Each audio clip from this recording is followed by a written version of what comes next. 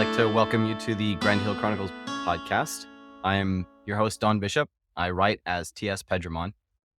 And I'm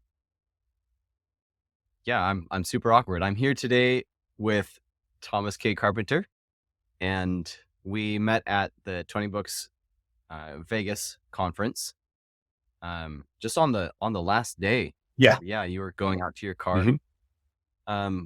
Well, why don't you introduce us and introduce yourself and tell us a little about yourself? Yeah.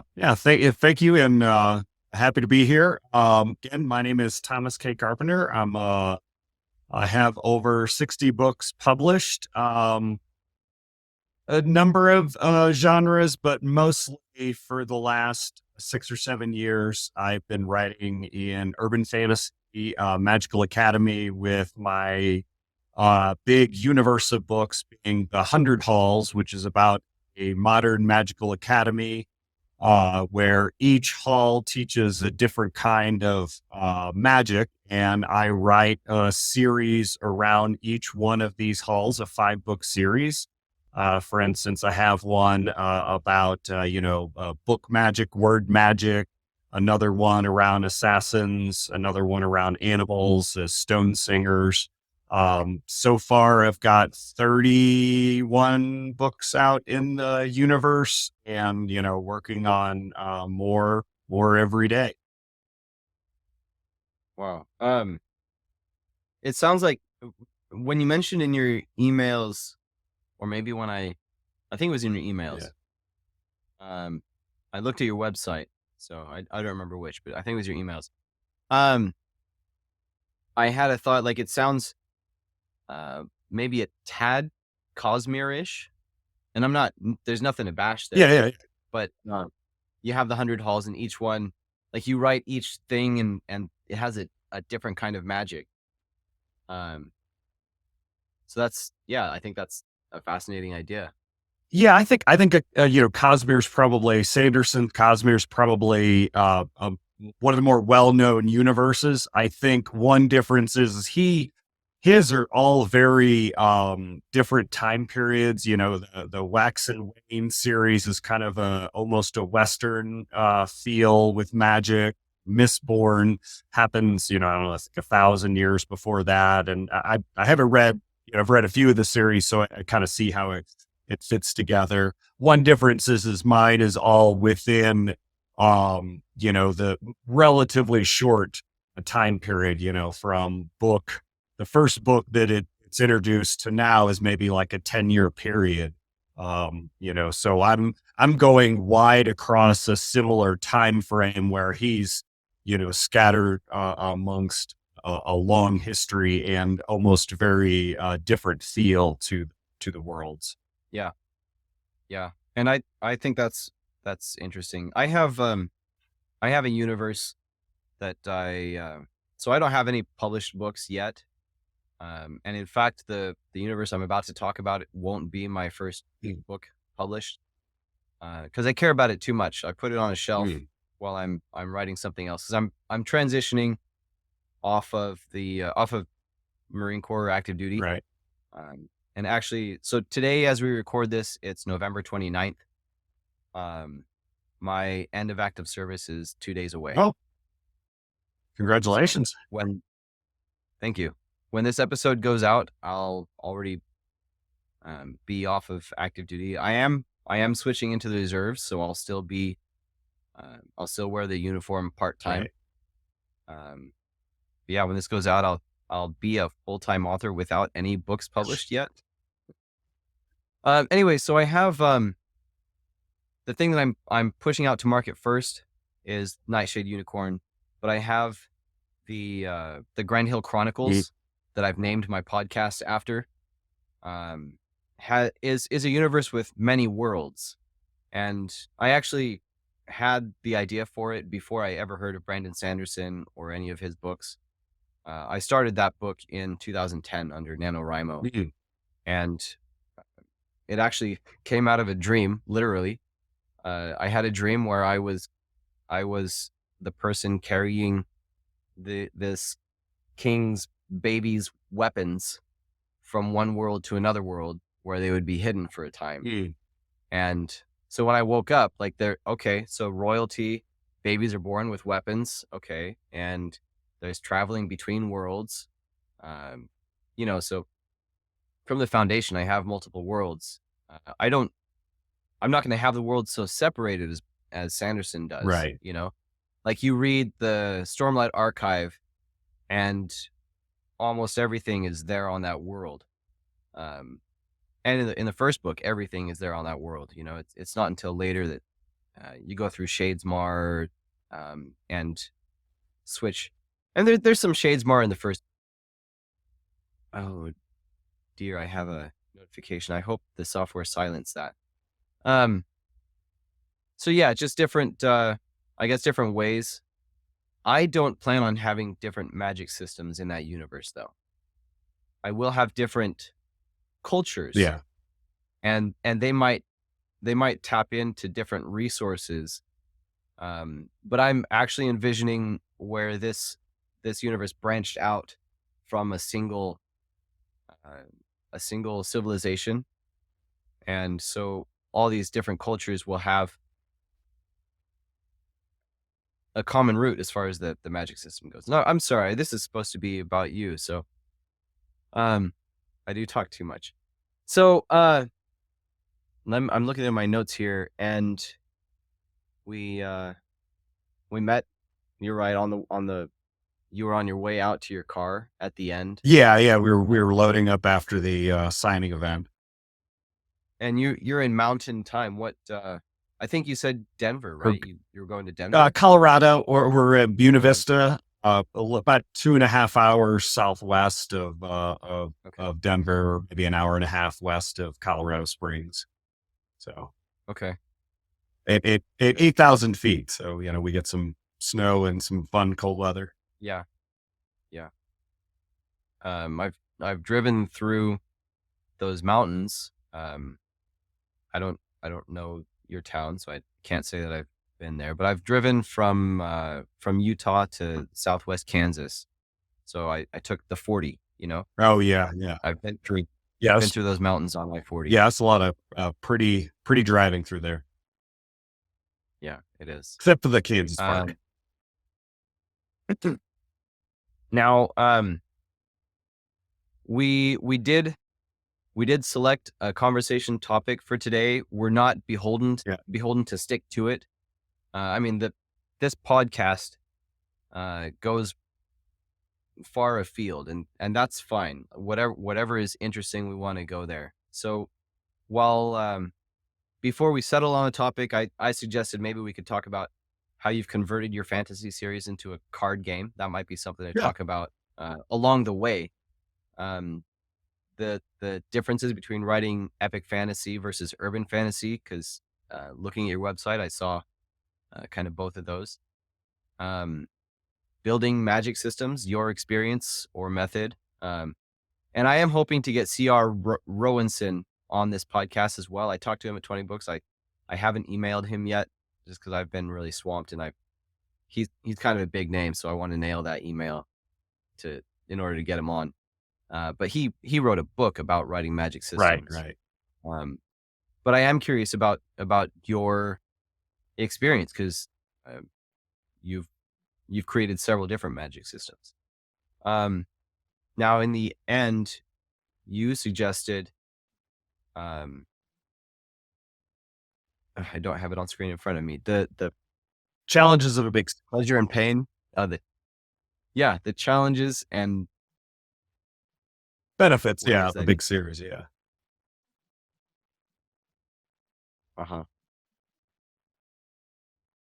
Yeah, we can. Happy to talk about all those to wherever you want to start. Yeah. I do want to make sure that the listeners, all two of them, get a good chance to know you. So, like, what's your background, education, profession? Yeah. So I went to college and got my engineering degree, metallurgical engineering, in what's now Missouri Science and Technology. I had every intention of writing, but I knew at the time that writing is not something you just, oh, I do and then become, successful. I knew I was going to have a career for a while. I worked basically for the almost entirety, 25 years of my career for Toyota in one of the casting plants outside of St. Louis. And while that was great, provided a lot during that time, I was writing the whole time. And really when indie publishing started in, 08, 09, I realized that was a great way to go, because of the nature of why, I write a lot and traditional publishing tends to be more, they want a slower pace. So, immediately gravitated to that, started putting out novels, some alternate history, some science fiction, YA dystopia. But eventually gravitated to urban fantasy, this Magical Academy series. And as it's been 2.5 years now, I finally got to the point with the career that I was able to, say goodbye to the corporate world and move on to writing full time. And that was when if you're not tied down to a specific location and you can live anywhere, we chose to live out here in the mountains where we like to do a lot of hiking and skiing and whitewater rafting and stuff like that. Okay. Um, so I have a question that I hope both of both of my listeners, I joke, it's more than two. It's not a huge number, but it's more than two. Got to start somewhere. I hope they're interested as well, because it's so you worked for Toyota. You got a degree in metallurgical engineering. Is that what you said? Yes. Yeah. And you worked for Toyota, which makes me wonder, like how much of the engineering that foreign manufacturers do, how much of that is done stateside? Because I kind of understood that they basically do all their designing in their home offices in Japan or whatever, and then over here you're kind of more coordinating. Like obviously they have to have a marketing hub here. Somebody Yeah. has to know this market. So yeah, what's that relationship between their Japan offices versus Yeah.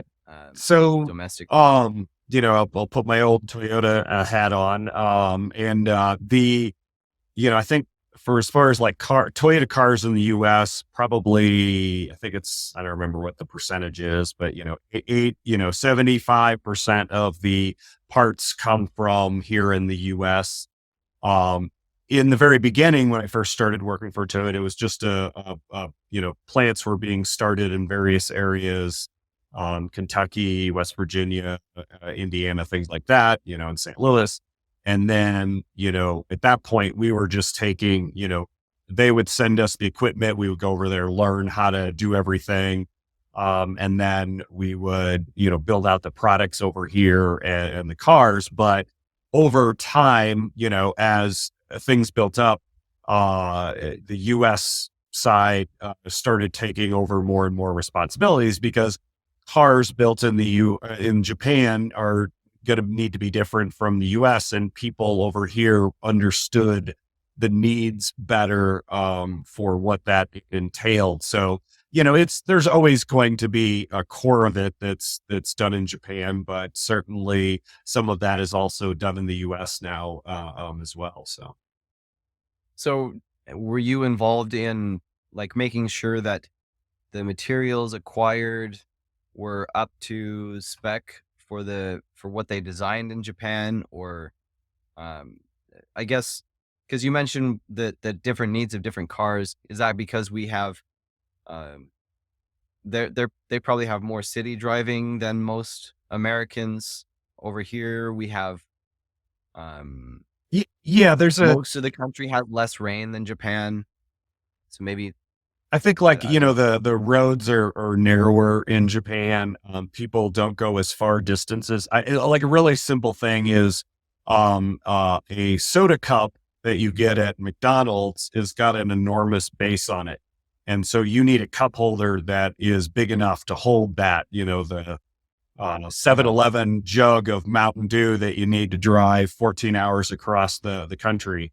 And so, in Japan, they don't need that. A lot of times it's a much smaller cup holder. So little things like that. And then as far as, in working for them, a lot of that, we would feed back things as we would get involved with the designs and things like that. And we would feed back things that might be different for us because not every material you're going to use is going to be the same.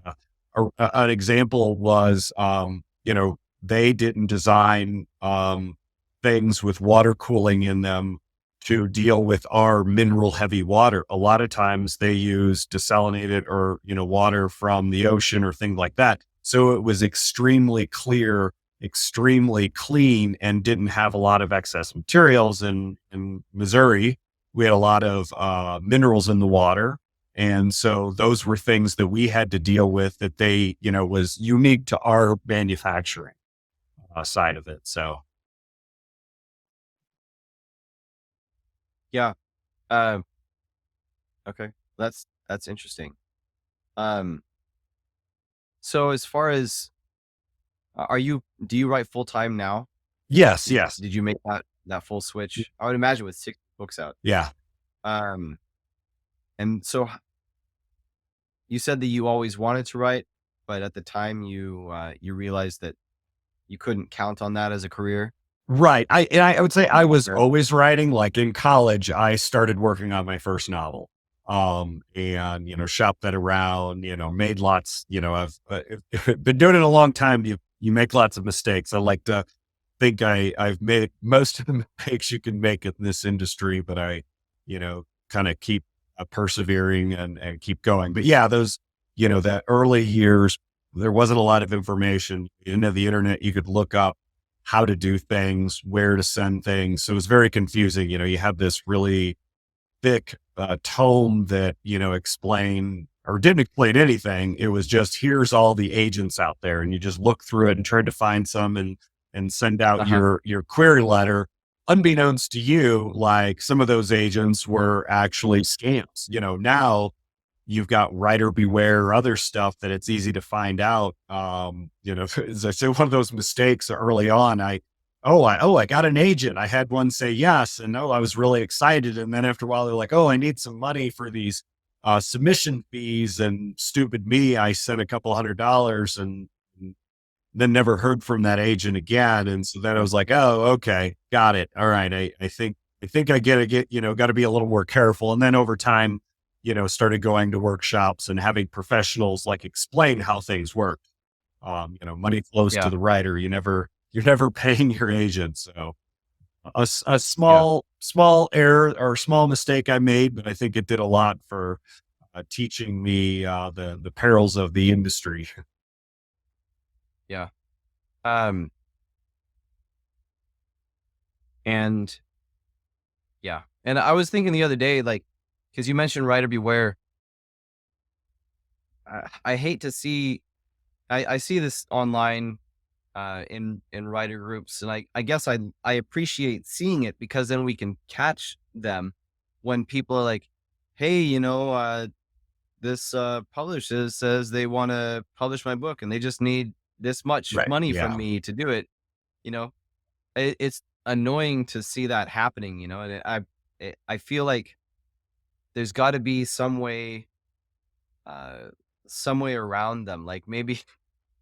Uh, Yeah. I don't Yeah. know, like, to take their place and catch the writer's attention first to intercept them, Yeah, and I think maybe. that's difficult just with the way the internet works and everything. I think it's just, that people have to do their due diligence. I mean, I've definitely talked to a lot of people who mistakenly went that route thinking they were getting something and maybe spent 5 or 10 grand. And yeah, they got editing, they got a cover, they got a marketing plan.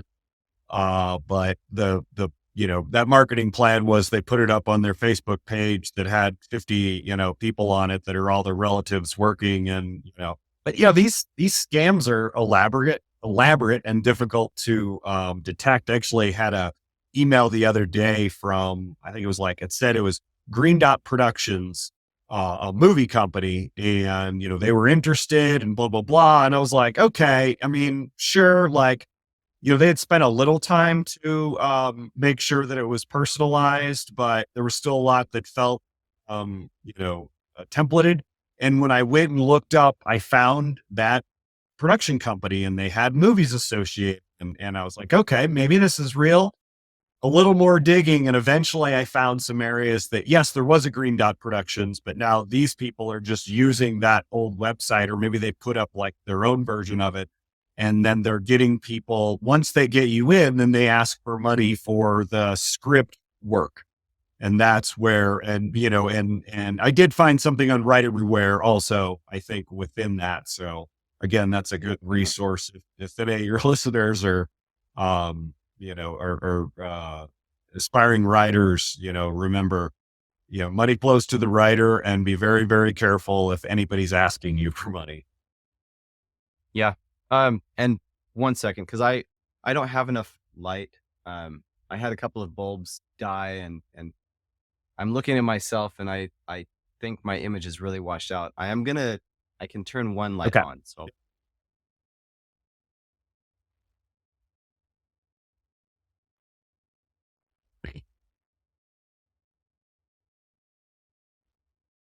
now this may seem unrelated, but have you seen Facebook ads for Paul the Trombonist, or have you seen ads anywhere for Paul the Trombonist? No, I have not.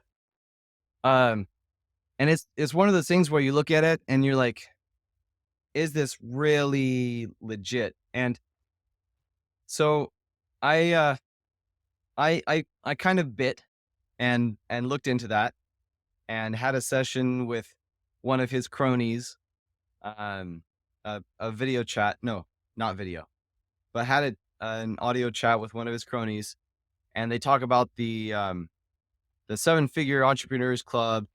And it's a group coaching program, scale to high profit without sacrificing so much of your time. I'm looking at some of my notes from talking with them. Attract premium buyers / students / clients, convert premium leads. So their angle is they teach music lessons. Uh-huh. Okay, that's fine. And the more recognized you are as a musician, the higher you can charge for lessons. Right. But I'm not a world-class musician, and I was good enough to play my clarinet for the Marine Corps for several years. But like, if I were to go out there, and I'd love to go, and that's another option. If not writing, I'd love to make a living just with music again. But he's talking about a model where you have students paying subscription for lessons. That's all legit. That sounds legit. But from my notes, like, how do you get students to pay so much? Is it a year's membership? Because they're talking about like $5,000 sales. Yeah. And it's this mastermind thing that they wanted to get us into, that they spend so much on advertising because they're charging so much. Right. They can afford to spend so much on advertising. So they talk about creating online music education businesses with a premium offering. And most of your students aren't going to be that premium customer, but some are. And then you make that one $5,000 sale a month, you got it made. And it all sounded and felt kind of pyramid scheming. Right. Maybe not though. Like I didn't really see a pyramid forming in that, but yeah. I think it's a lot like the gold rush.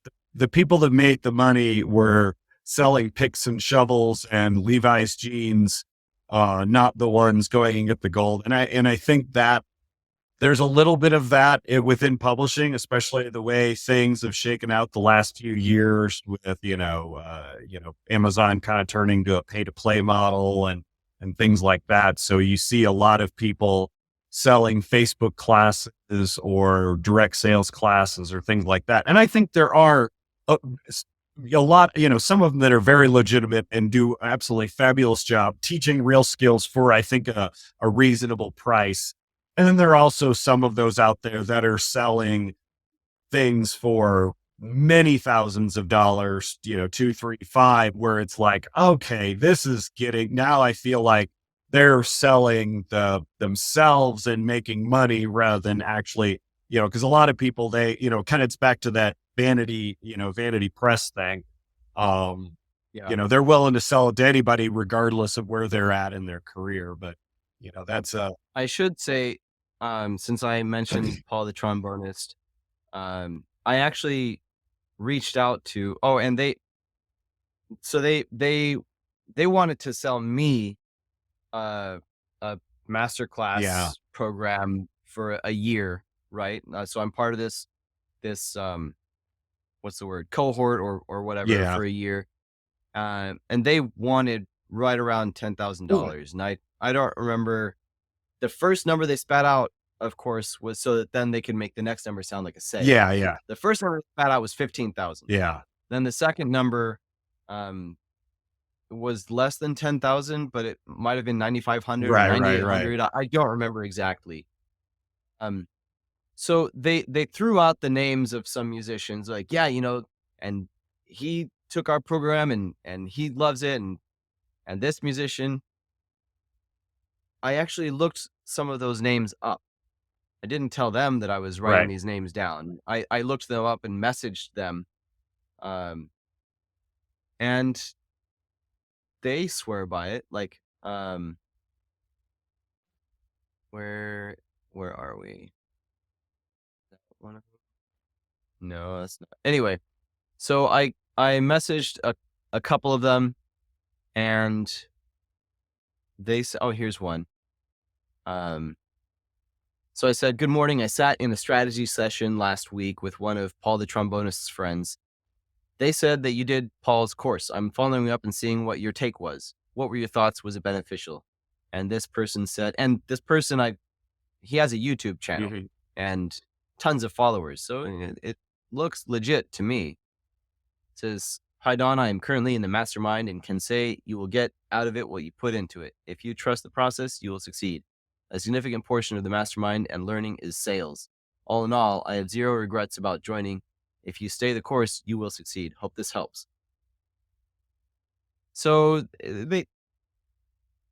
I think it was two people that I messaged and heard back from, and they both said essentially the same thing.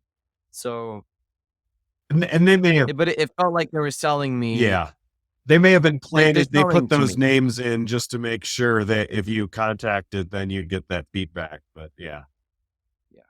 I mean, yeah, Okay. I'm with you on it. It feels sketchy, especially at that price. At that Yeah. price, it feels sketchy. Yeah. And I don't have that kind of money. Like, if there's not any, it doesn't seem sure enough to me to throw that away, Yeah, yeah, to yeah. throw that kind of money at it. Right. And I think there's a lot, there's, in any case of any of those, it's like, I think people before they do that, they should be investigating the free versions of how they accomplish that and doing it themselves before they even think about asking, expert for help. And especially at those prices. But yeah. Yeah. Yeah. I think there's always much cheaper versions of the same thing out there, regardless of the industry.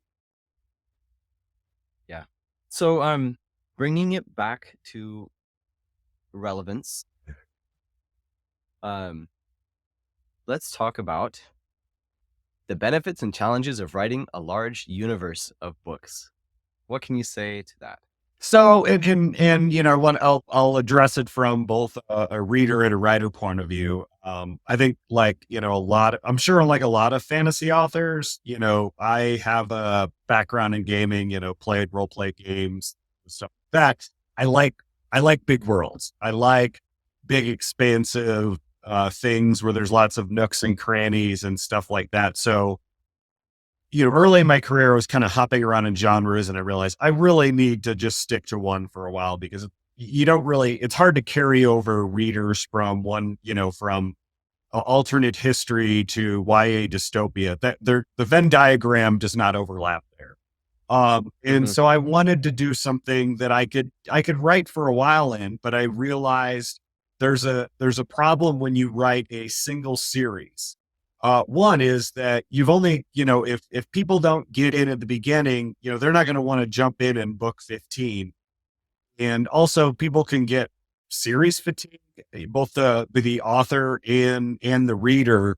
Um, and I think, once the author is bored, then the reader is going to get bored. And I think that happens like, I think Jim Butcher, I don't know, I think he has like a 23 book plan to finish, his big series, but he's kind of stalled for a while. If I'm correct on that.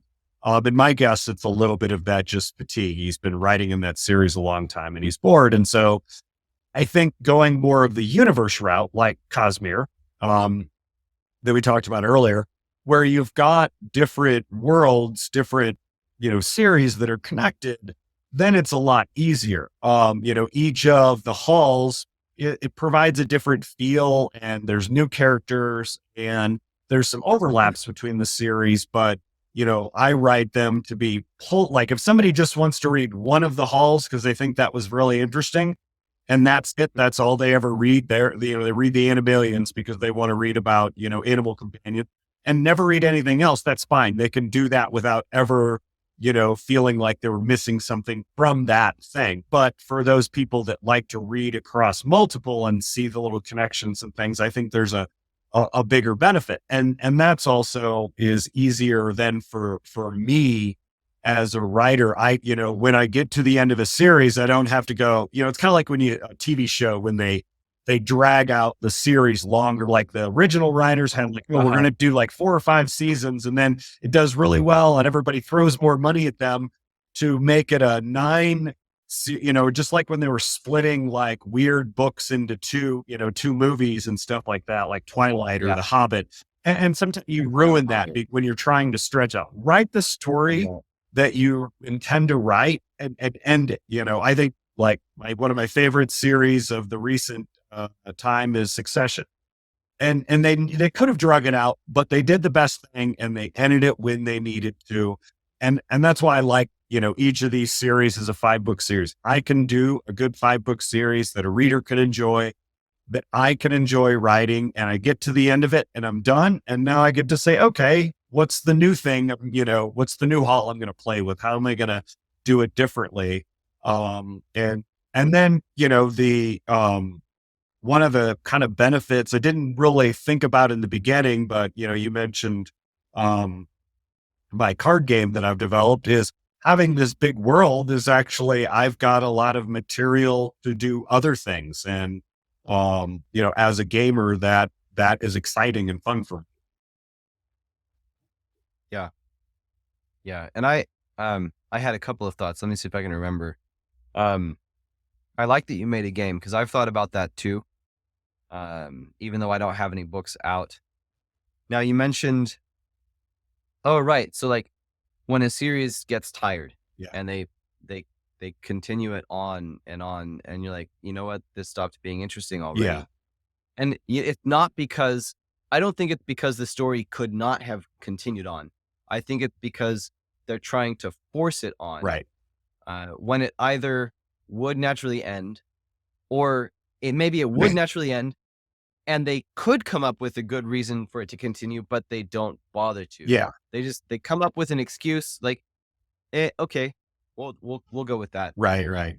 Now, I actually in a couple of stories that I have in progress, and I say stories, I'm talking about series that I have in progress or on pause. If it's not actively being written, I have it planned where you're coming to the end of this book, and you feel like maybe you're gonna hit this point of resolution and come closer to the end. But you're going to find out that you're actually not that close. And I think that's, like Harry Potter 6. So spoiler alert, if you haven't read the Harry Potter series, as you come to the end of Harry Potter 6, they go through all that trouble and Dumbledore is severely weakened to the point where he is easily killed. And then the locket that they went through all that trouble to obtain isn't the real locket. It wasn't the Horcrux Right. at all.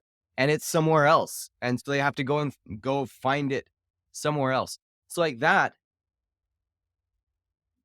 didn't, I don't think that upset anyone. It felt kind of like, now I have to Yeah. get to the next book so I can see what is happening, Yeah. because what I thought was happening isn't. I think with JK, I mean, for one, it was such a big series. Everybody was, even if that wasn't satisfying for people, they were going on to the 7th because there was just one more book left. But I think she had built up so much goodwill of having good concrete endings. Yeah, I think you could argue that is the weakest ending of any of those books, but it was still, I mean, sad, but satisfying in emotionally ending, even if, like, yeah, I agree. Plot wise, it's like, a lot of what, you did in the book didn't come to fruition. But I think it left enough of a hook. I think you can get away with that deep in a series. If she would have done that book 1, I think there would have been a much steeper drop off. Well, I think, yeah, maybe it wasn't the best ending, but it kind of, and the series got dark Yeah. as it went along into the 6th and 7th books. And that's kind of by design, because they have to go into the darkness in order to defeat it ultimately. But looking at it, trying to look at it from the author's standpoint, she's like, well, this was set out to be a 7-book series. Right. And I know she had it planned. Excuse me. I know she had things on the large scale planned way ahead of time. Mm-hmm. She didn't come to book 6.5 and then decide that at the end of book 6 there was going to be this Right. thing that makes you go into book 7. No, it was all set up well in advance. But if she's building a 7-book series, mm-hmm. There needs to be something pulling you into that 7th book all along the way. Like, each step along the way, Harry has to not defeat Voldemort yet. Right. And so in her case, you could argue that it was kind of like she's trying to extend it, but I think it's not like that, because her whole design, she's trying to build the design, she's trying to build the good story from beginning to end. And part of that design meant that here at the end of the 6th book, she has to go into the 7th book with something of a certain design that carries the events in. And I don't have the greatest memory because I read it years ago. Yeah.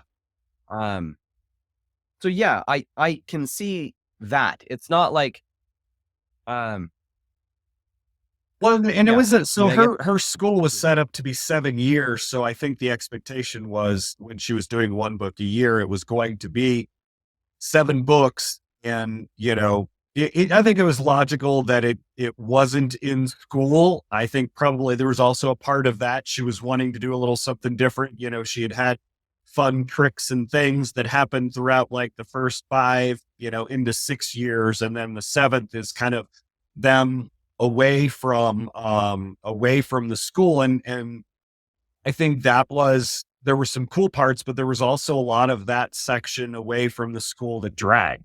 Again, it was the last book. We're going to read it regardless, but it dragged because it was away from the school, and she didn't have that structure. You didn't have classes or anything, pulling it along. So it ended up being the 3 of them being moody teenagers in a tent with a Horcrux.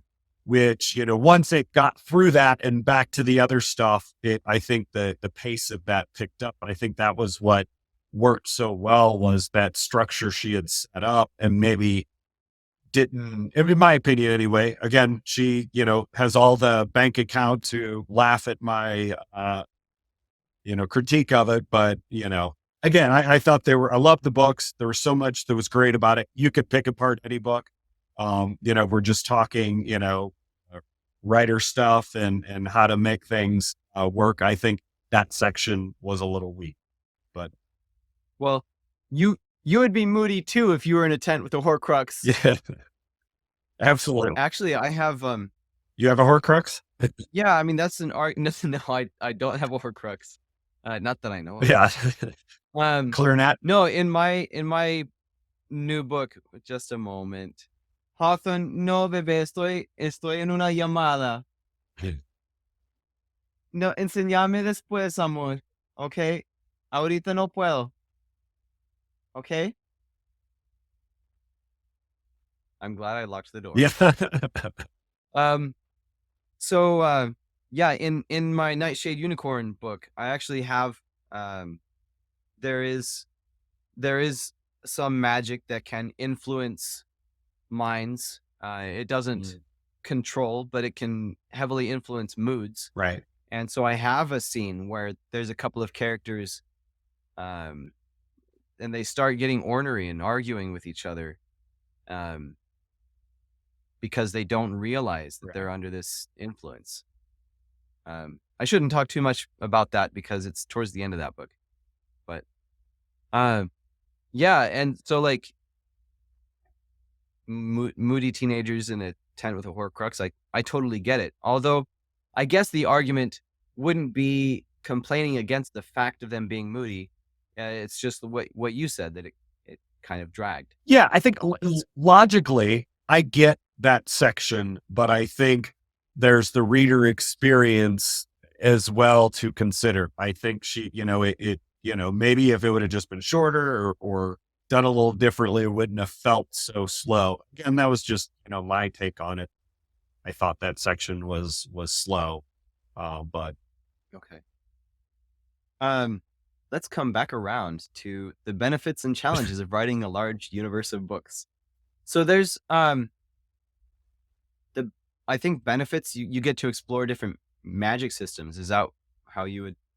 yeah, while the core of how magic works in my world is all the same, it expresses itself in different ways. So, and I didn't want that, like some magic systems, like if you look at, Mistborn, there are very hard, fast rules of how, the different, different magics work, they can, bounce off coins and all those Yeah. things. But, I wanted something little bit more loose. I mean, I tried to keep at its core in my own mind how things work, but otherwise it was going to be very difficult to explore up to 100 different magical halls without having a very, I think of my magic system as a bit more like physics and chemistry. Physics and chemistry, you can do science, you can understand it, but it expresses itself in different ways. Chemistry is like alchemy and physics is like, a lot of the other stuff, and then throwing other things in.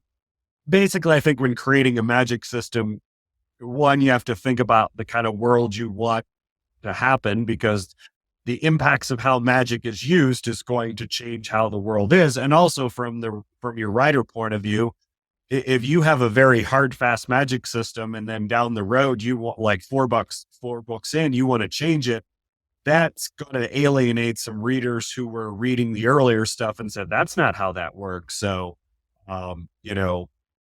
having a big squishy magic system is a little bit more advantageous with a large world. And again, I think Sanderson gets away with that by changing things a little bit from, place to place, and how they work. Maybe they're learning new things about it or different ways of changing it. And I think that in a way makes it work in that way as people would progress. So with Sanderson, he talks about investiture and or his characters do. And the basis of the Cosmere, if you put yourself in that universe, the basis is that some deity was shattered and the different, I think the different aspects Yeah. of the deity wound up tied to different worlds. Right. So on this world, we have this type of magic. On this world, we have this type of magic. Um, and I can't wait to hear the story of that shattering and the breaking Right. apart of investiture. And I'm guessing he has plans for some final reunification, perhaps. And I don't know. So do you have, like, you have the 100 halls, and it's a magical academy where you have each hall, I guess, to equate it to the Hogwarts cups or the Hogwarts Yeah. houses. Um, each hall has its own brand of magic. Right. Right. Does it operate like its own academy, or is there unification across? Is there cross pollination between these different types of magic and these different worlds or Yeah. um, So franchises for series? like Hogwarts, since that's the magic school everybody knows, they're all teaching the same magic. It's just their houses have a different like flavor. Slytherins Yeah, are power mad, and Gryffindor is honorable, and Hufflepuff is cotton. That sort of thing. Here, the greater school, basically, if you were a very talented mage, you could say, I want to open a hall around this. And if they would grant you that kind of license and connect you to the school, then you could do that. And the way magic works in my world is that magic is corrosive to kind of new, fresh brains. If you are using magic without a patron to protect you, then you'll go mad. And so that is why the patron system must exist, and why you have to go basically sign up for a school and get into one of these schools and have them not only teach you the magic, but protect you from the corrosive elements of the magic itself. Because if, magic can do patron. all these powerful things, it's not just going to sit idly in your brain. It's going to start messing with things. So that is how, so each one, and it is totally different. Some are really big schools, the aura healers, they teach healing, and they're connected to the hospital, and they're, very focused on that. Where some of the others actually travel to other realms and do other things in other places. So each one definitely has its own flavor and teaches and treats things in completely different ways. The the patron is able to deflect the taint of Sidene if you. Oh, so actually, Wheel of Time. That can how would we equate or differentiate? So in the 7 Ajas, they have because you mentioned you have the aura Uh-huh. healers. So in the White Tower, they have the yellow Aja that focuses on healing. The I'm gonna mix up some Ajas. The red Aja, obviously works on capturing and stilling male channelers. The the green Aja is the battle Aja. The blue Aja is focusing on preparing the world for the Dragon Reborn. But they're all using the same Right. the same one power. So how would you equate or differentiate between that? Yeah, I mean, I think I go back to, my magic system goes back to the history of like, Dungeons and Dragons, where you have different elements that you use to, you've got, gestures and words and material components and things to shape the magic that's coming out of you into a result that you desire.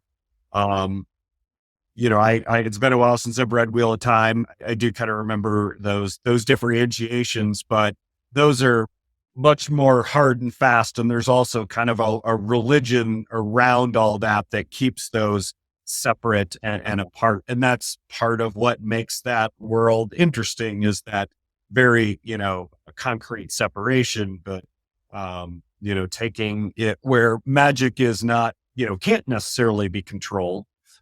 So how would you construct a school and, teaching lots of different things? There's, stone singers who are like the civil engineers of mages that sing to manipulate stone into, bridges or statues or whatever they'd like. I mean, there's a million ways you can tackle it, and it's fun to, think about how those might be used. So I imagine it's the 100 halls. I have you have you determined what all the 100 halls focus on? Or I would guess probably not, because that's a lot of magic systems to decide at the outset. Yeah, yeah. I Uh, at the very Maybe beginning, I you've think named I a thousand wrote halls. down maybe 30 or so, and then over time have added other ones. A hall can go extinct. If, let's say, either nobody wants to sign up for it, or something happens and they blow up their building, and they had 8 people at this hall, and now they're all dead due to somebody's hubris. So it's not an exact number that there's 100 halls, but there are roughly usually around 100 halls at any one time. And like I said, Okay. if I find a need for adding a new hall, like, hey, I want to explore this thing, I will add that. Maybe it might add something Okay. interesting to the plot. Like the 100 worlds in the Ender Oh series, yeah. Orson Scott Card. Yeah. I don't know if he has named all those 100 worlds, but I doubt it. it probably didn't mean exactly 100 literal Yeah. Yeah. worlds. Yeah. Yeah. The 100-Year War Uh, wasn't exactly 100 years. no. So would you say, did you go to any of C.R. Rowinson's sessions? Mhm. Um, well, you went to the conference. Actually, I know that you went to Rave. Did you go to the conference as well? Yeah, yeah. I think mostly I was focused on the marketing aspects of indie Yeah. publishing, direct sales, advertising, things Yeah. like that. So that's the So I didn't go to his. Actually, I did go to one, but it wasn't his how to build a magic system. It was a different session. I don't remember yeah. what. But I went to last year's conference, and I didn't go to his sessions, but I watched them online, Mhm. because you can do that after you've been to the conference. Um, and he talks about, um, I'm forgetting the words he uses. So Brandon Sanderson talks about hard and soft, and a lot of people talk about Yeah. hard or soft magic systems. Rowanson says, I actually have his book right here. I leaned over to grab it off the desk over there. Magic System Blueprint. He calls them, it's not logical and illogical. It's rational and irrational. Mhm. That's it. Yeah. And he has the words hard and soft, but rational and irrational is the difference with Mistborn being very rational. Right. You learn about the magic system and how it works from the foundation, and then you could extrapolate something and be Yeah. like, well, if they did this and that, then they could do that, Yeah. and probably be right. Yeah. Whereas irrational is Harry Potter. The Expelliarmus spell, and actually, he talks about this example specifically with the Expelliarmus spell. That works to knock a wand out of somebody's hand, but would it work if it's a book or a gun Right. or a feather? Right. Um, you know that it works this specific way, and you can't really extrapolate and say, well, if they did things this way, then you'd get this effect. Yeah. You don't know unless you've seen it work this way. You don't know that it will work that way. So how would you say the 100 halls tend to be more towards rational or irrational? Ooh. Um, I would say that if you are clever and work hard enough, you could probably figure out how to do just about anything. So, I almost have an anything goes, but the more ambitious you get, the more more strict the consequences. So I guess you could call that more of an illogical system. There is, while you can almost theorize, just like now science fiction theorizes just about anything from our current, state of understanding of science. In this case, that's how I look at it, is it's almost a scientific view of magic. the way it works in my world. But from just a casual reader, I'm sure it would feel a bit more illogical. Like I say, I Yeah. try to have a more of a hard view of it, a logical view and the underpinnings, but comes out, it expresses itself more illogically. Yeah. Well, and Lord of the Rings is totally irrational. There's no trying to figure out the magic Yeah. system in Lord of the Rings. Um, It- and yeah. I'm kind of in between. I feel like with Nightshade Unicorn, like I've decided that these unicorns have these two main powers, and these unicorns have these two main powers. Um, but when they cooperate, that might develop more powers. And I haven't honestly decided Yeah. yet. I need to decide that before I write the last book, obviously. But um, I think it's a good place to be in, to have some irrationality, you could say, Yeah. Yeah. to have something, to have some curtain still up, Yeah. 100%. because you can do some reveal at the end, but it has to feel like it makes sense, Yeah. you know? Uh, have you read Levin Thumps? No, I have not.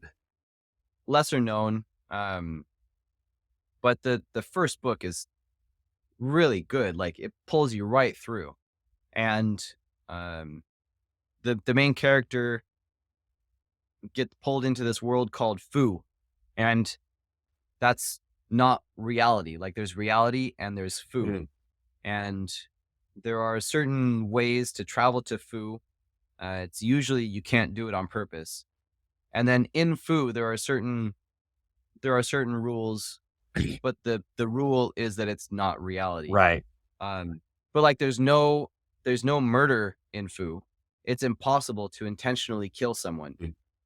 So like the big bad guy will do things that will place people in danger that other people don't know about. Right. And then they do some normal thing and it kills Right. the victims because they didn't know that there was a victim that are going to get killed. Like um there are people called wisps. They're quasi ghosts. So he freezes them and puts them in balls and gives them to kids to play with and hit bats at. Boom. There. Now he's killing these wisps. Yeah. Um so the first book is it just pulls you right through. But there are some things later in the series that just kind of feel a little too contrived. Yeah. And I get what the author is going for because it's not reality. It's the dreamland. Right. It's uh, kind of the possibilities. Anything could happen. But when the main character is trapped in a place and he needs to get out, like he finds himself able to hold on to a moonbeam and pull himself out. And that's cool, except that there's absolutely no predictability. Right. Right. Like there's when you read it, you're like, there's no way I could have seen that Yeah. coming at all. And I think that comes in where you, early on in my writing career, I tended to be too coy with what was going on and thought I was being clever, the surprise reveal, the things like Uh-huh. that. Over time, I've realized it's better to over explain and over foreshadow everything because most readers don't ever pick it up. There are a small percentage that will figure out everything.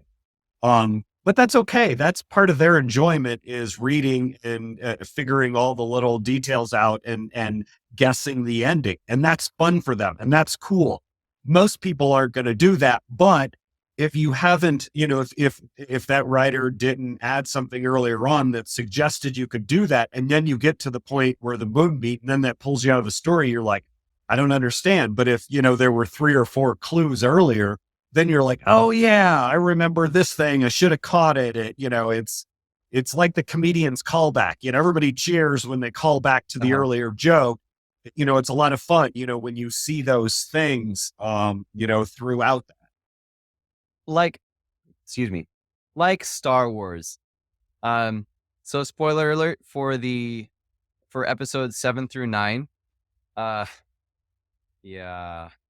Yeah, and I that was because they had different writers doing that, and the whole Palpatine comes Yep. back. It was because they didn't have a plan, and they and that's why it didn't make any sense. Luke's force projection. Like, when did anybody ever do a force projection before? And you pulled out of your rear end in movie 9. Like, Yeah, this was not part of the Jedi magic, that the Jedi, that's not what part of what they can do. And well, until now, right. you don't just pull that out at the end. Yeah, You have to foreshadow it somehow, yeah. hint at it somehow. Uh, yeah, Yeah, and I think that's you can do anything if you tell the readers ahead of time, if you give them and put those in there. One of a writer, Megan O'Keefe, her book Velocity Weapon. If you like science fiction, thrillers, like fast paced, it's a brilliant novel. And when you read it the first time, there are multiple reveals that just have you like setting the book down and like contemplating and like, wow, what a great twist. When you read it a second time, you realize she telegraphed all those things in so many ways that make sense afterwards. I think, I think the best or one of the greatest, reveal movies is Fight Club.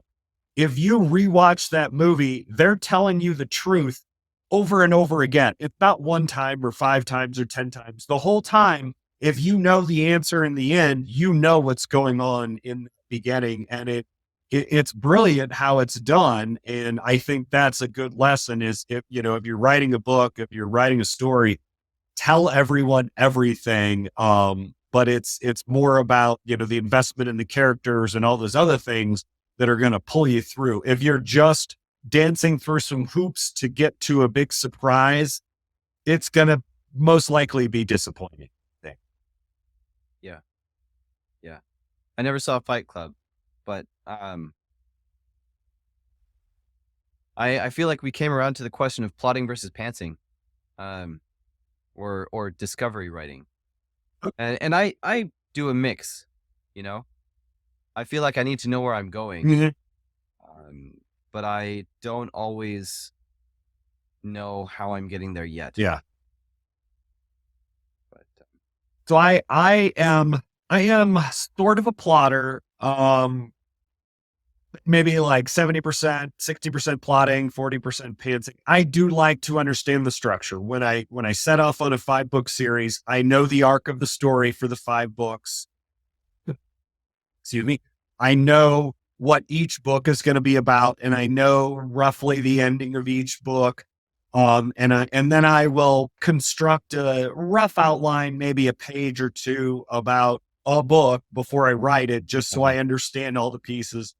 But then, the characters will naturally do different things, or I'll realize that I've gotten to a point where, the original outline isn't working, and I'll rewrite the outline. And so if I get a third of the way through and I realize that's not working, I'll rewrite the outline and then I'll continue on. And that's usually been my method. But I actually, for the book that I'm working on now, I decided to try something different because I was on a flight recently and I think it was like United or something. And paging through like the free movies you could watch, I found a James Patterson masterclass. And I thought, hey, I've got 3 hours on this flight. I'll watch it. I skipped through some, was, rudimentary. It was meant towards like people who might be newer writers. So there was a lot that I understood, but there were some, when he was talking about outlining and he really went over what he did and why. And I thought, you know what, that's something I want to try because of that. I really want to like write an outline, rewrite it and nail down the story ahead of time and see how that goes. So I, instead of a 1.5 page outline, I wrote a 10-page outline chapter by, maybe 2 pages of like opening material, just about all the characters, what's going on.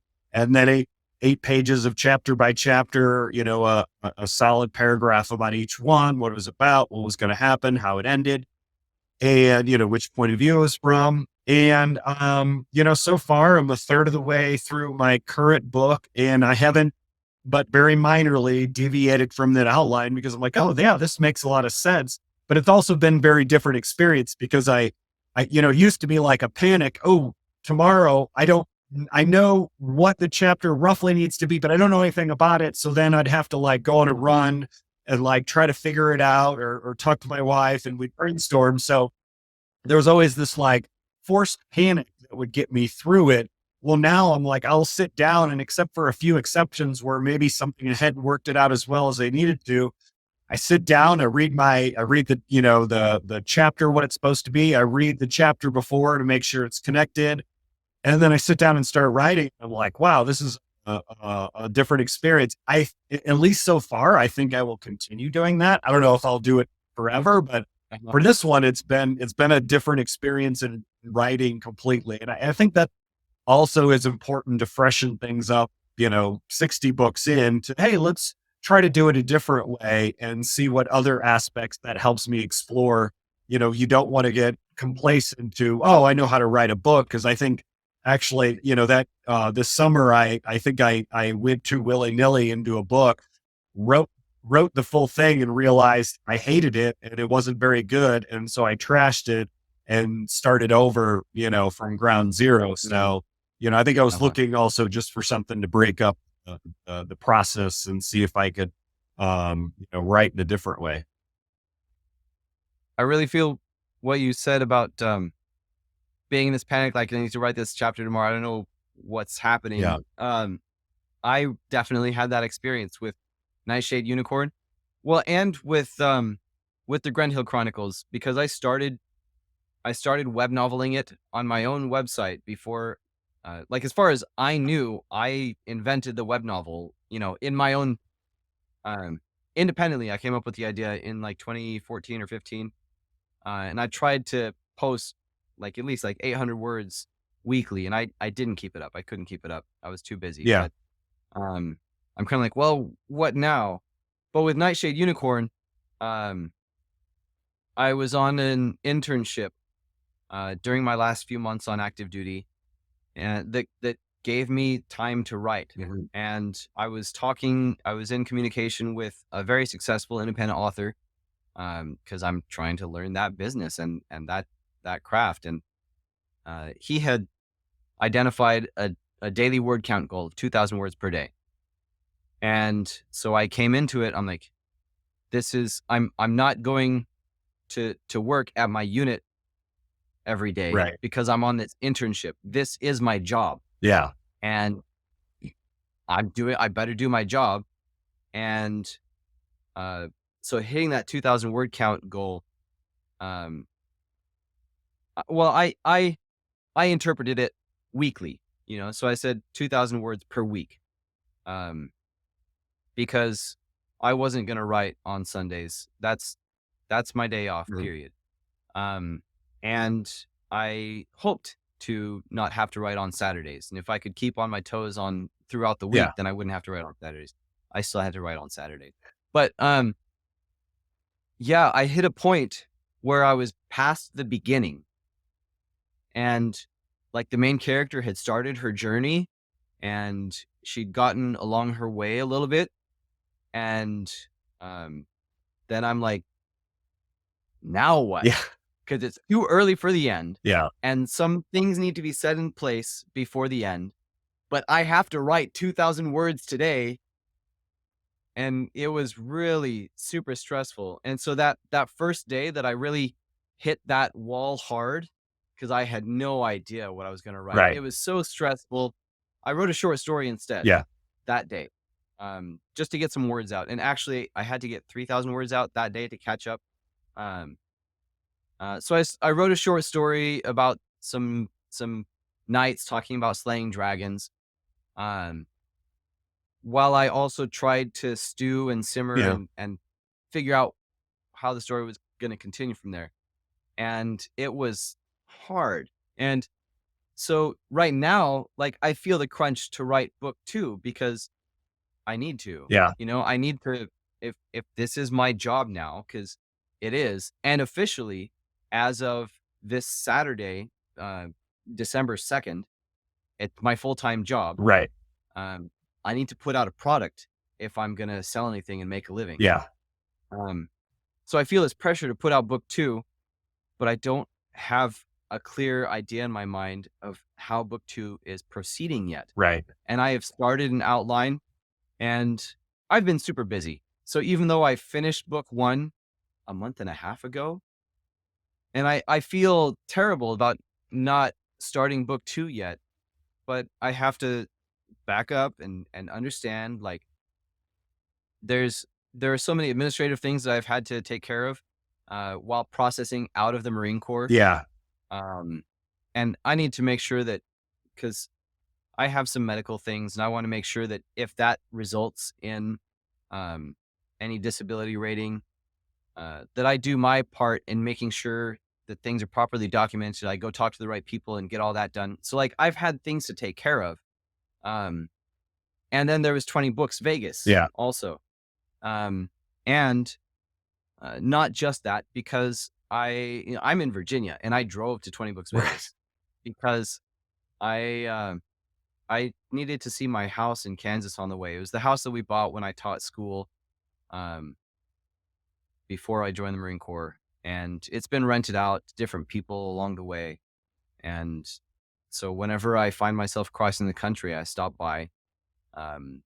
Driving between here and Vegas, stopping to see my house adds 1 hour of driving. Right. So, and it costs pretty similar to flying. Yeah.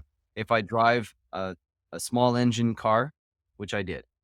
Yeah. So, but that meant that I had not one travel day on each end of the conference. I had 3 on each end, and maybe it should have been 4 days, because there were long days of driving. Yeah.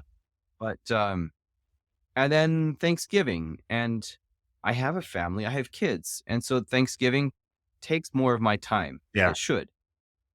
I smoked a turkey for the first time. Turned out delicious. Yeah. It was moist. Yeah. I think Anyway. it's tough getting writing output if you don't know where you're going. And I know writers have a love-hate relationship with word count goals.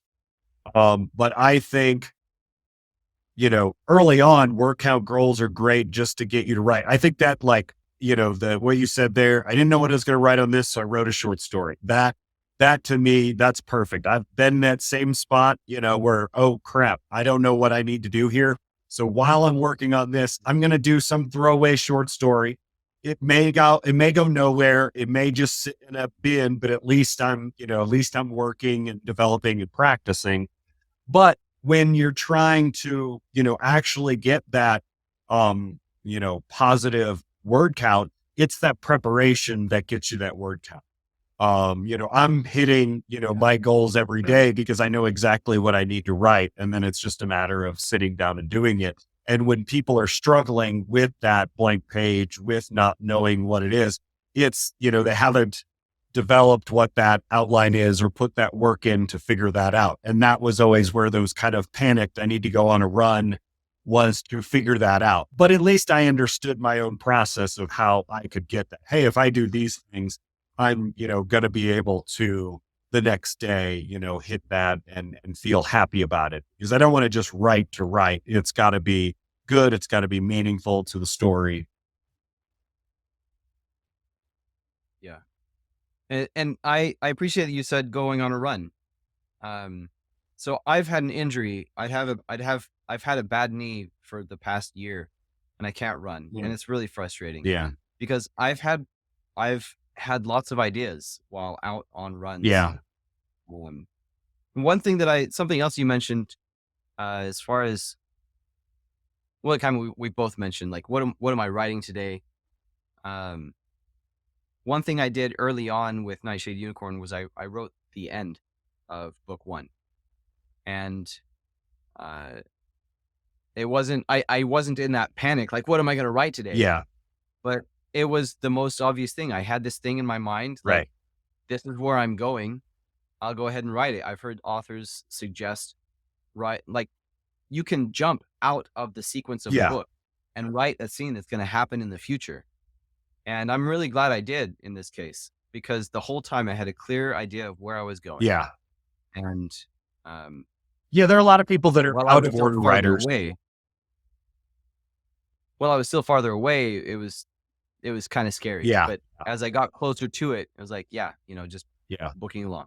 I tend to use like, if those like, there's always, I've heard people describe them like as their dessert chapters. Like they're the chapters they're most excited about writing. And they typically happen towards the end because you've been like working through all this to get to that. Some people like to just write their dessert chapter early on and then they want to build up to it.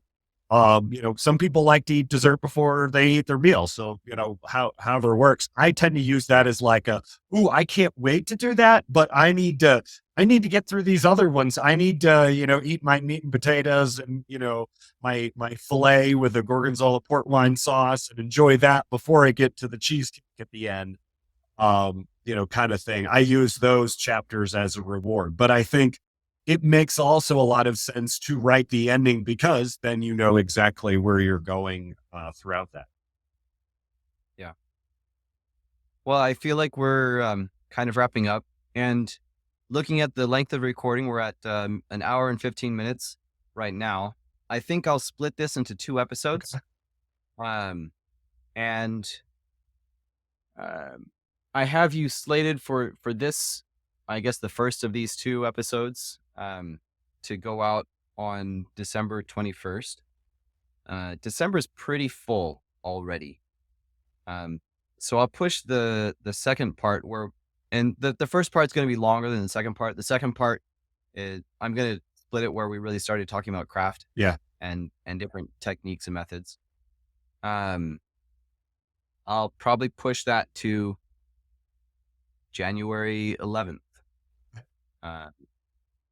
Because January 4th will be the first episode of the year, and I'll do a special season 3 opener because I'm calling this season 2. Even though I started in 2020, this is my first consistent year publishing the podcast. So I'm going to slate this in right now,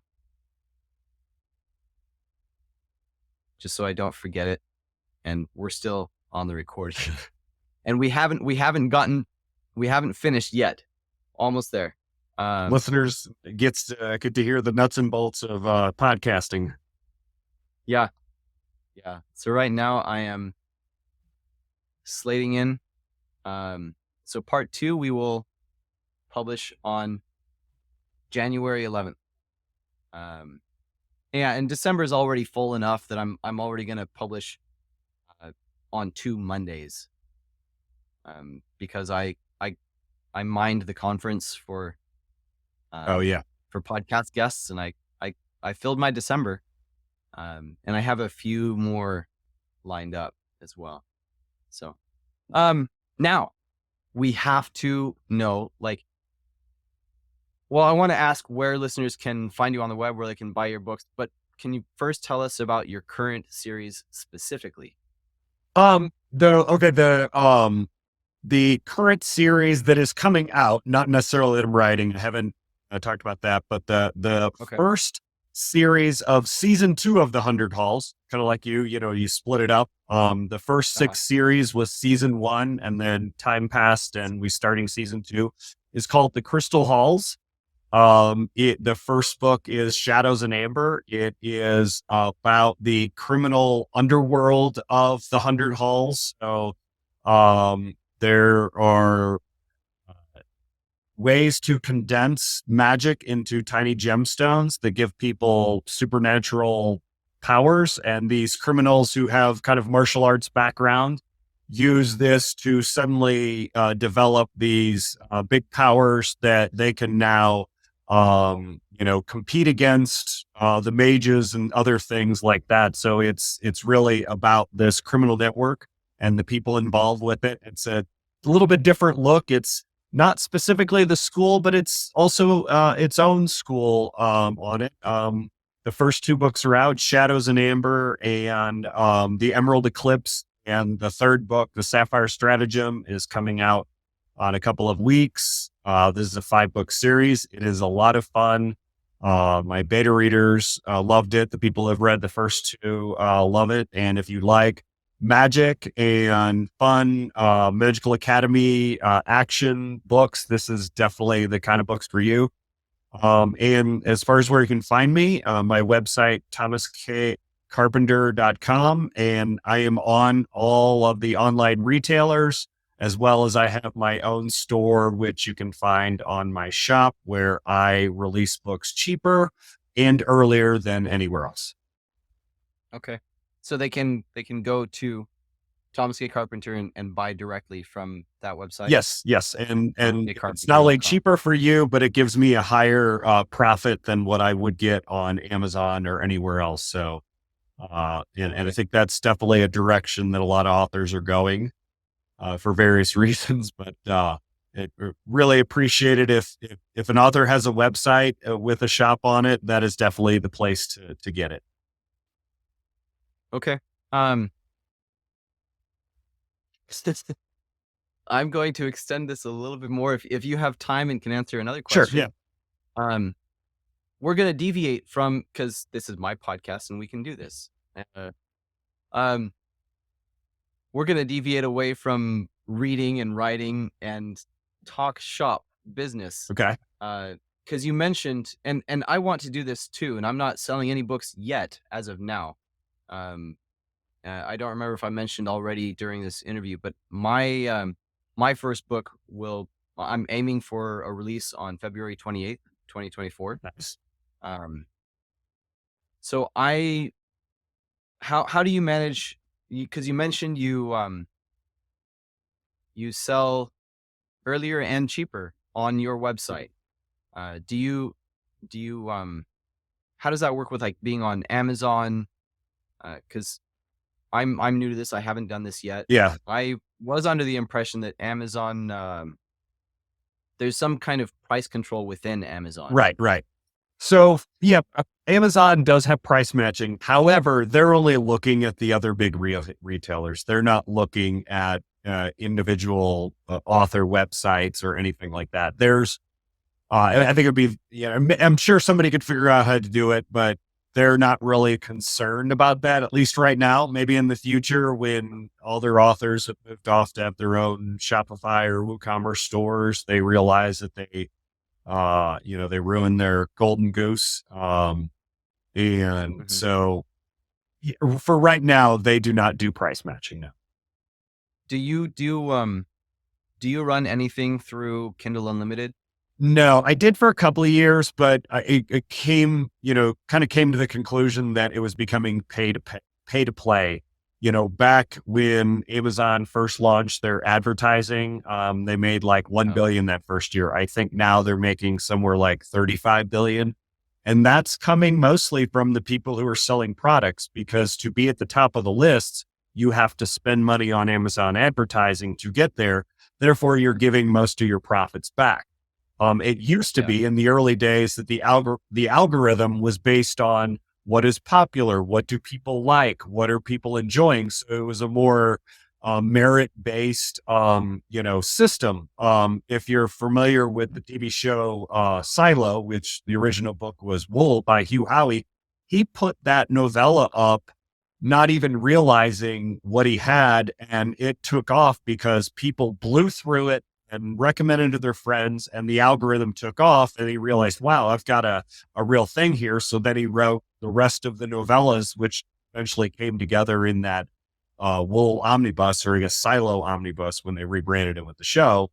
That would never happen now, because he would have put that up, if he put that up in 2023, it goes up on there.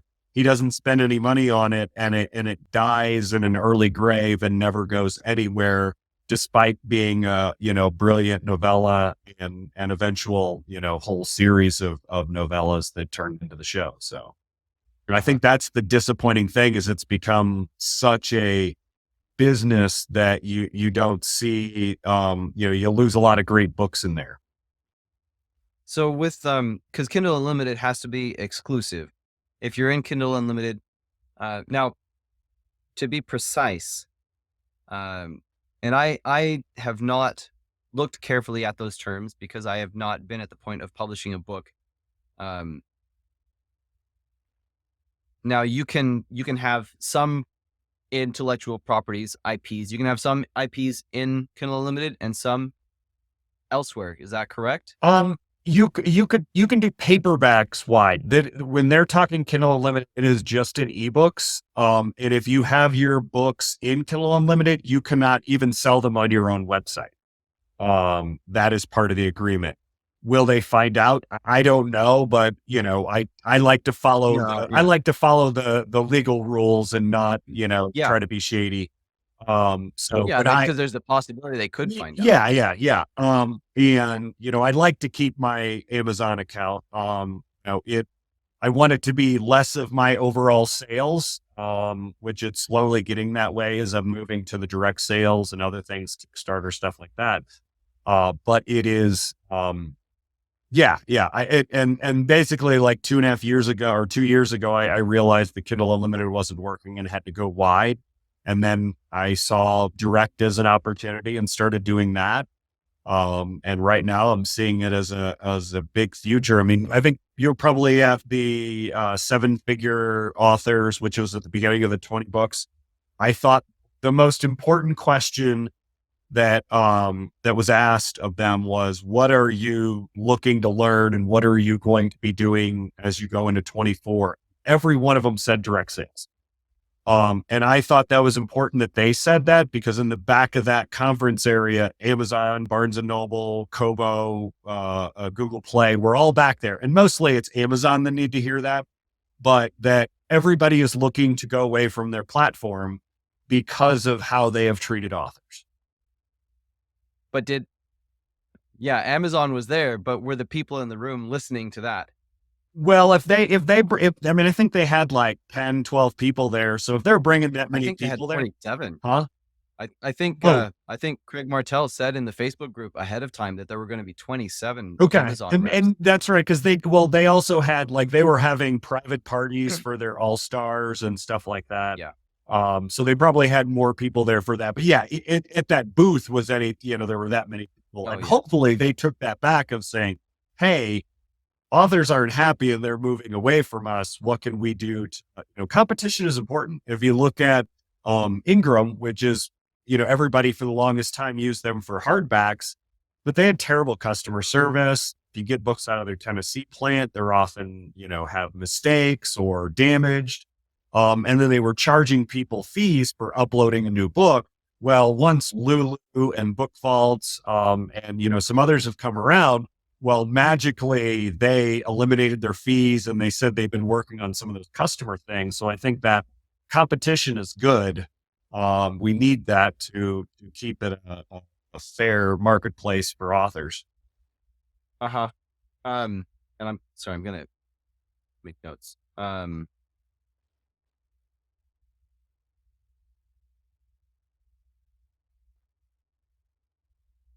What were so that you mentioned, Book Vault and, oh, Lulu. Lulu, yeah. And they, we have our Shopify store hooked up with Lulu. We could have also done Book Vault. It just ended up that Lulu worked out better for us. But I think Book Vault also has that available. You can tie it into your Shopify store and sell paperbacks directly to customers without having to go through. Obviously, ebooks are much simpler. Digital products Yeah. are a lot easier to do. Yeah. Well, and I'm making notes to myself because I listened to Joanna Penn's Yeah, podcast yeah, this week, and she said that she uses KDP Print for Amazon, Ingram Spark for bookstores, libraries, universities, and Book Vault for her Shopify stores and Kickstarters. yeah. So it's interesting. Um, she's using both Ingram Spark and Book Vault. Yeah. And we're using still, we have them all our hardbacks on Ingram as well. And some of the paperbacks, and, that's how we get books into libraries as well. I don't even So, have a specific outreach to libraries, but libraries will find them on there. They'll see the cover and blurb and say, yeah, we'd like to have some of those. going back to Kindle Unlimited, did you say that it's exclusivity only for ebooks, or it's exclusivity and it's only ebooks? Like, Did you say you can do print also at the same time? So the Kindle Unlimited is just talking about ebooks. So you can have a wide strategy for your paperbacks. You could do a Kickstarter for a paperback, as long as you don't offer the ebook of that book you're doing. That will not violate your KDP Select. Again, my knowledge is 2 years old. Once I got out of KDP Select, I stopped worrying about that. But I believe that is still the way it works. So they're just talking their digital product because they're trying to push people into that exclusivity for their Kindle Unlimited's program. And that's where people, And just then my home internet service died and it was down for a while. So we didn't really finish that conversation. We talked a little on the phone, but unfortunately that didn't get recorded. Yeah, it was really awkward and really uncomfortable to realize, like, and I'm the one supposed to be hosting this podcast, and suddenly I'm gone. And yeah, so thanks to Thomas K. Carpenter for the interview. Make sure you go and check out his site on the web at thomaskcarpenter.com and check out his books, check out his games, and have a great day. We recorded that on November, what was it, 19th? No, November 29th. It is now December 19th. And you're going to hear this on December 20th if you keep yourself up to date. Otherwise, whatever. Anyway. while I'm talking, we did mention it earlier. I not only have a series of books, but I have a cooperative card game based on the 100 Halls that's coming out on Kickstarter in February. It's called Champions of the 100 Halls. You can find links on my website, or if you go to Kickstarter, search Champions of the 100 Halls, or you can go to Board Game Geek and search it there, and you can find the links from there. It is a game for 1 to 4 players. We're cooperating to beat scenarios based on the books. It's if you like games like Magic the Gathering, but want a more group-friendly cooperative version, it's a great game. And I think I will, since Don doesn't appear to be coming back, I will say goodbye and thanks for listening to us.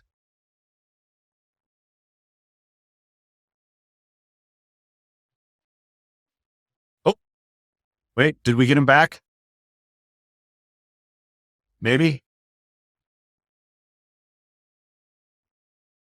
Okay. We lose some internet there.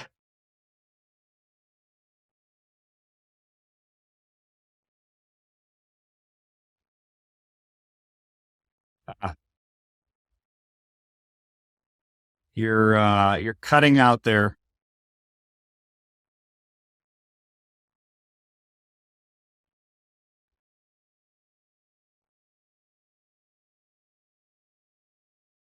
Well,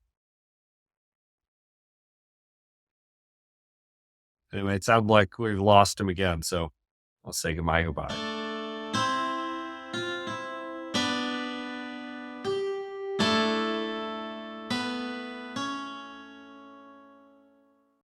I'm again, I'll mention it again, but I'm prepping a Kickstarter to launch on January 1st, and there'll be a special edition for Nightshade Unicorn Forerunner, and the Kickstarter will close January 31st, and the book's public launch will be on February 28th. So check back again, and we'll see you there when we'll see you next time on the Grand Hill Chronicles podcast.